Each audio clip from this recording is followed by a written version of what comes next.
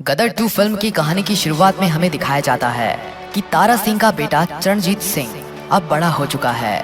Film में तारा सिंह का role Sunny Deol निभा रहे हैं और चरणजीत सिंह का रोल उत्कर्ष शर्मा निभा रहे हैं। चरणजीत सिंह आर्मी में भर्ती हो चुका है और अभी उसकी ट्रेनिंग चल रही है।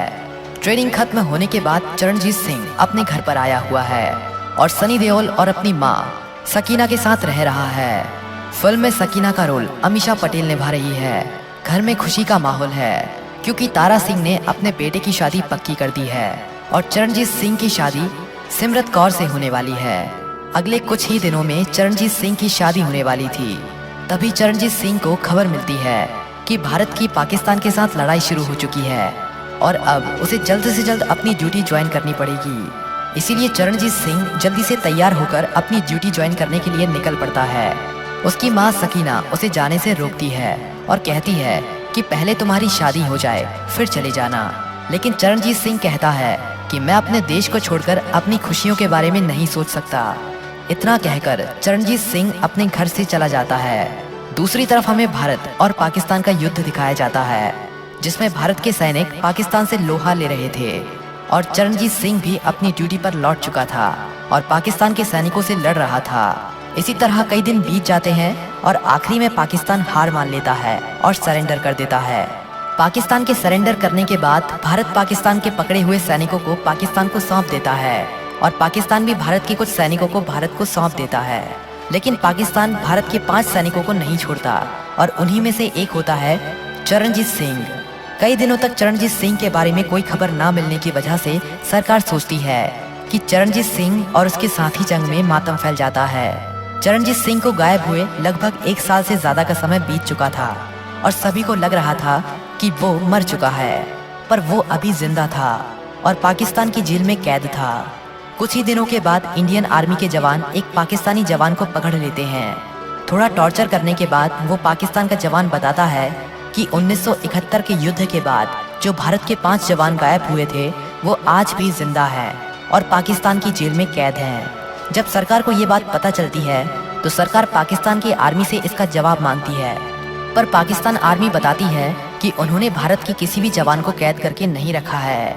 जब ये खबर तारा सिंह तक पहुंचती है तो तारा सिंह को पक्का विश्वास हो जाता है कि उनका बेटा चरणजीत सिंह आज भी जिंदा है और पाकिस्तान में कैद है। इसीलिए वो सरकार से गुहार लगाते हैं कि उनके बेटे को जल्द से जल्द पाकिस्तान की कैद से छुड़वा लिया जाए।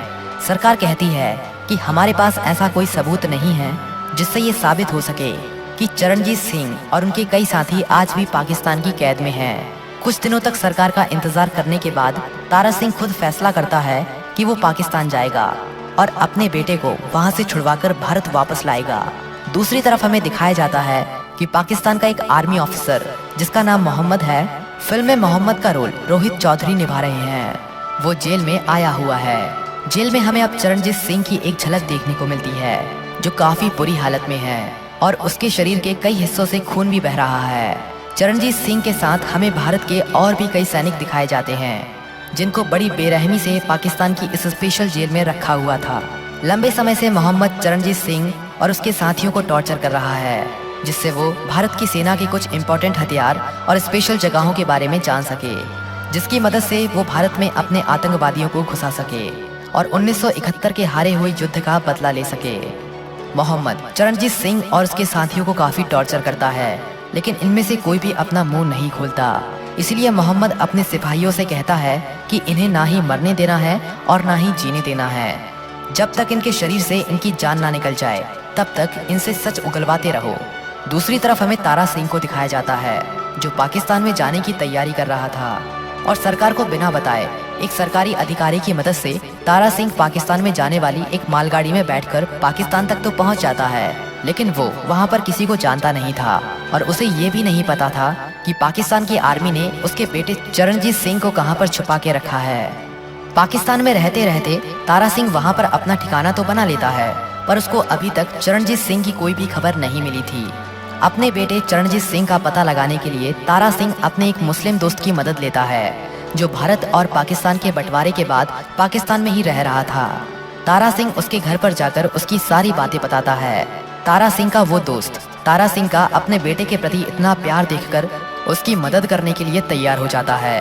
तारा सिंह का मुस्लिम दोस्त तारा सिंह को कहता है कि मुझे ये तो नहीं पता है कि तुम्हारा बेटा चरणजीत सिंह पाकिस्तान की किस जेल में कैद है, पर मेरा एक अच्छा दोस्त पाकिस्तान की आर्मी में बड़ा अफसर है, उसको शायद पता होगा कि भारत के सैनिकों को पाकिस्तान की किस जेल में रखा जाता है। तारा सिंह का वो मुस्लिम दोस्त अपने उस बड़े आर्मी ऑफिसर दोस्त को अपने घर पर एक दिन खाना खाने के लिए बुलाता है। उस दिन तारा सिंह भी वहाँ पर मौजूद होता है। तारा सिंह बातों बातों में उस ऑफिसर से अपने बेटे की उस जेल के बारे में पूछता है जहाँ पर उसको कैदी बनाकर रखा गया था। वो ऑफिसर बताता है कि भारत के पकड़े हुए आर्मी जवानों को पाकिस्तान की एक अंडरग्राउंड जेल में रखा जाता है जो हाई सिक्योरिटी एरिया में है। इस जगह पर आर्मी के अलावा किसी को भी नहीं जाने दिया जाता।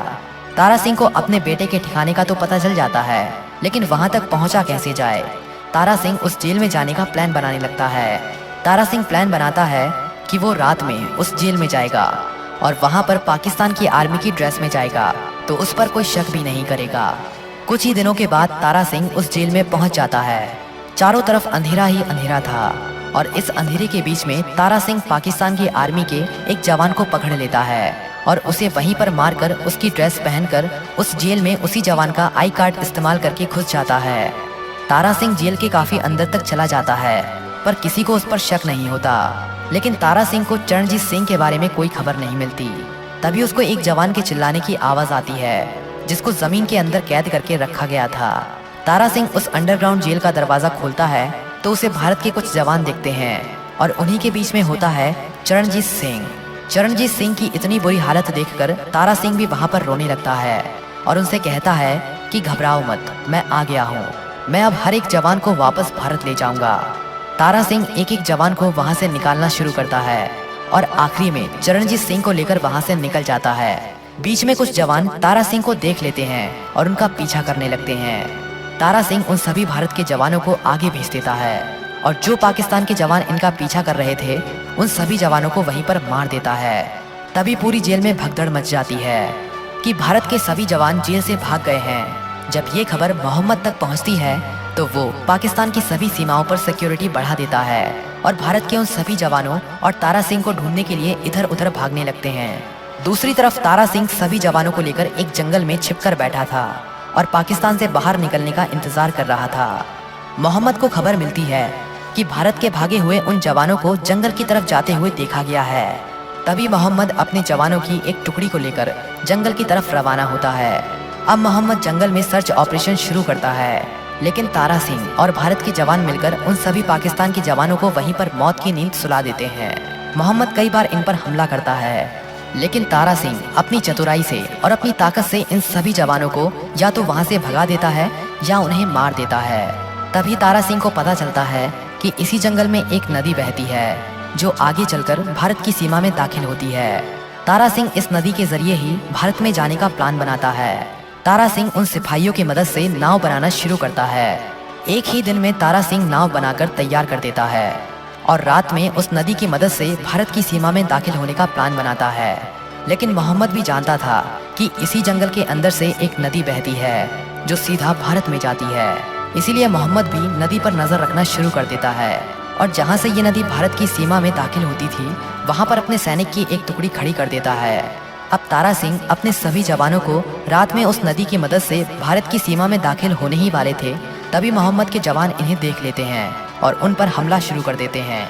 लेकिन तारा सिंह और भारत के वे जवान जो पाकिस्तान की सेना से हथियार छीने थे उन्हीं से इनके ऊपर हमला शुरू कर देते हैं। अब ये भारत की सीमा से थोड़ी दूरी पर ही थे। तभी मोहम्मद भी वहां पर पहुंच जाता है और अब तारा सिंह और मोहम्मद का आमना सामना होता है।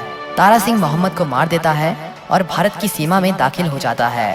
भारत की सीमा में दाखिल होते ही भारत की सेना इन्हें पहचान लेती है और इन सभी को वहां से सीधा अपने हेडक्वार्टर्स ले जाती है और फिल्म यहीं पर खत्म हो जाती है।